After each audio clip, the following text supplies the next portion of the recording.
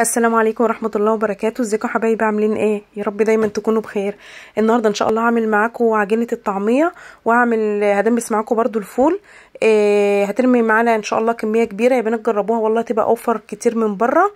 بس قبل ما نبدأ الفيديو تعالوا نصلي على رسول الله عليه افضل الصلاة والسلام، ويلا نبدأ الفيديو بتاعنا.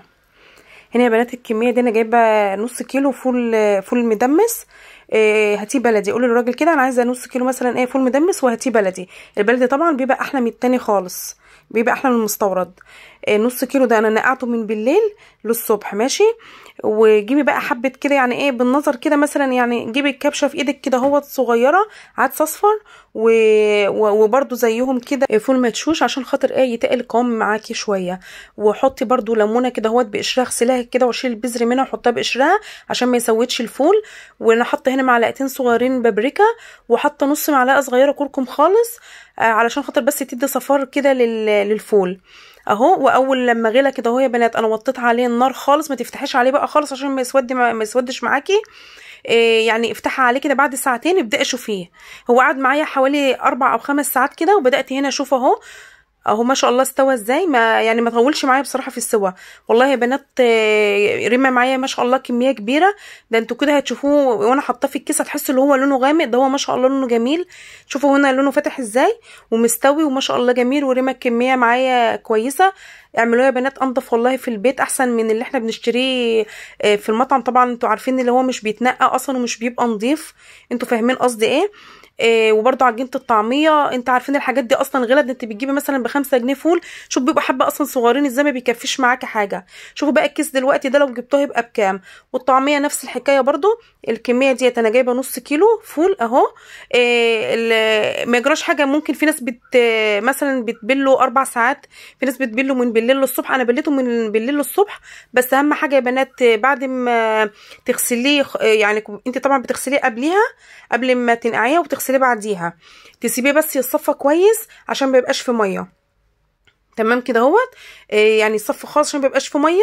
والكرات دوت انا شايله الراس منه، جبت حوالي يعني ربطتين كرات، ربطتين او 3.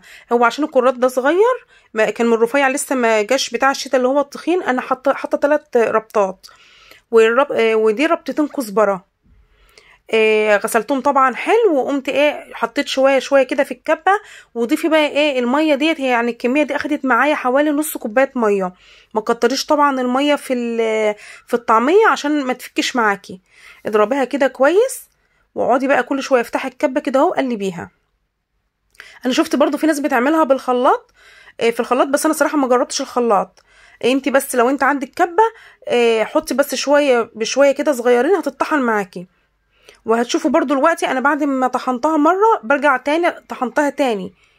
يعني انا الكميه دي انا طحنتها تاني خلاص، عشان اهم حاجه تبقى معاكي العجينه ناعمه كده خالص، ما يبقاش فيها اي حاجه. انت بس حطي شويه بشويه حبه صغيرين كده اهوت، وهو ان شاء الله هيطحن معاكي ويبقى كويس. هنا بقى انا ما حطيتش ملح ولا حطيت اي اضافات غير الكرات والكزبره اللي قلت لكم عليها.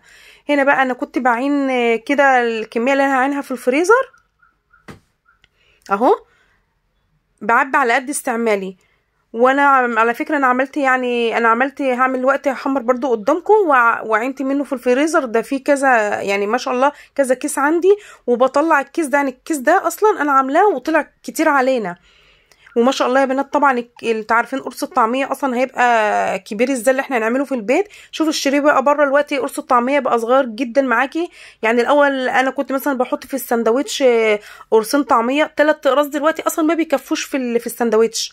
فبصراحه هتبقى انضف اصلا لو احنا عملناه بره، ويبقى اوفر برضو ليكي. فاعمليه وخزنيه كده في الفريزر، وكل ما تحتاجي عشاء او ممكن والله يا بنات فطار برضو هينفع معانا، وبرضو هينفع معانا غدا. هنا هكمل لكم انا حطيت الاضافات. حطيت ملح وحطيت كزبره ناشفه وحطيت شويه فلفل اسود. واهم حاجه يا بنات تحطي رشه كربوناطه او رشه بيكنج باودر صغيره. ما تكتريش الكربوناطه او البيكنج باودر علشان هيفرش معاكي وممكن تفكي معاكي اصلا منك وهي في الزيت، فما تكتريش. هنا انا اهو كنت بقى اهو سخنت طبعا الزيت، وبيحتاج زيت يعني كتير شويه. بس طلع بقى القرص الطعميه انا كبرته. يعني هنا تشوفوا القرص الطعميه انا هنا المفروض اللي هو انا كنت اصغره اكتر من كده، بس هو كبر مني، فانا رجعت بعد كده عملت تاني هتلاقوه صغير شويه. وخلي النار كده وسط عليه عشان يستوى معاكي. والله يا بنات طلع جميل جدا، وطلعت العجينه من جوه كده طريه ومن جوه كده يعني مش مفروله كده وحلوه، ومن بره طلعت مقرمشه وجميله. بس امشي بس على الطريقه بالظبط كده، هو ما تكتريش الميه وانت بتضربيها في الكب عشان ما تفكش معاكي، وما تكتريش برده البيكنج باودر اللي انت هتحطيه. بصوا يا بنات الفول اهو، ده اللي خلاص، ده الفول اللي انا مدمساه دلوقتي، حطيت عليه طحينه ورشيت عليه زيت. وبص الطعميه ما شاء الله والله يا بنات، بص من بره مقرمشه خالص ازاي، حتى باينه اهي وانا بكسرها، ومن جوه خضره ازاي. امشوا بس انتوا يا بنات على الطريقه بالظبط، هي طريقه الفول والطعميه، وان شاء الله هتنجح معاكم. وامشوا بس على المكونات بالظبط. والله يا بنات هترمي معاكم وهتبقى اوفر كتير، وهتنفع معاكم. ممكن تطلعي لو انت محتاره في الغدا، هتطلعي كيس فول وكيس عجينه، وهتعملي جنبها مسقعه، هنمشي يومنا كده اهوت.